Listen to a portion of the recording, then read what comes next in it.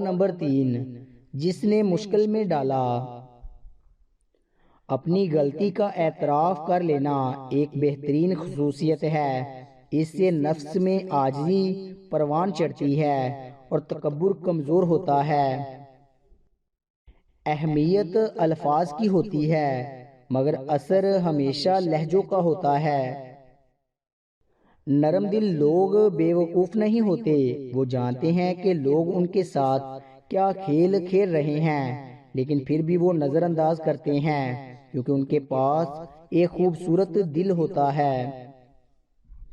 زندگی صدیوں، سالوں، مہینوں یا دنوں میں نہیں بدلتی، زندگی اسی لمحے میں بدل جاتی ہے جس میں آپ اپنی زندگی بدلنے کا فیصلہ کرتے ہیں۔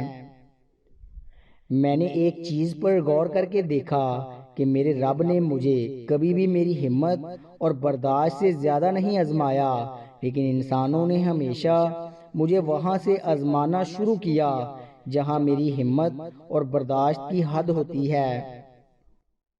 جب دل ٹوٹتا ہے تو ہر کوئی کہتا ہے تمہیں اس سے بھی اچھا کوئی ملے گا، پر کوئی یہ نہیں جانتا کہ ضرورت اچھے کی نہیں ہوتی، اس کی ہوتی ہے جس سے محبت ہو۔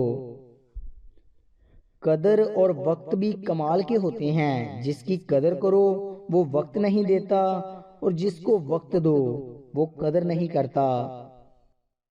کسی کا دل چیر کر تو ہم نے نہیں دیکھا ہوتا، مگر وقت، تجربہ یہ اندازہ کرنا تو سکھا دیتا ہے کہ کون دل سے کچھ کہہ رہا ہے اور کون صرف زبان سے۔ ہنسی کے پیچھے کا درد، غصے کے پیچھے کا پیار اور خاموش رہنے کی وجہ ہر کوئی نہیں سمجھ سکتا۔ انسان کے رزق میں رکاوٹ یہ 5 کام کرنے سے آتی ہے۔ نمبر 1، نہانے کی جگہ پیشاب کرنے سے۔ نمبر 2، دسترخوان پر بحث کرنے سے۔ نمبر 3، زنا کرنے سے۔ نمبر 4، اللہ تعالیٰ کی نافرمانی کرنے سے۔ اور نمبر 5، ظہر کی نماز ترک کرنے سے۔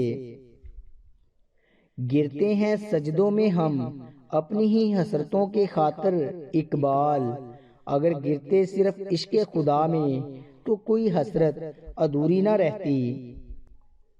کسی انسان کے پیچھے نہ بھاگیں، اپنا وقار، اپنی عزت و نفس کو کسی بھی انسان کے لیے داؤں پہ مت لگائیں، آپ کا وقار ان سے کہیں زیادہ قیمتی ہے۔ جب روح سے رشتہ جڑ جائے تو چہرے بے معنی ہو جاتے ہیں۔ صلح کے وقت پرانی باتیں نہ دہراؤ ورنہ صلح نہیں، جنگ ہوگی۔ بعض دفعہ لوگوں کو ہماری نہیں بلکہ کسی اور کی ضرورت ہوتی ہے اور یہی بات سمجھنے میں ہمیں بہت وقت لگ جاتا ہے۔ کسی کا دل نہ دکھاؤ، اس کے آنسو تمہارے لیے سزا بن سکتے ہیں۔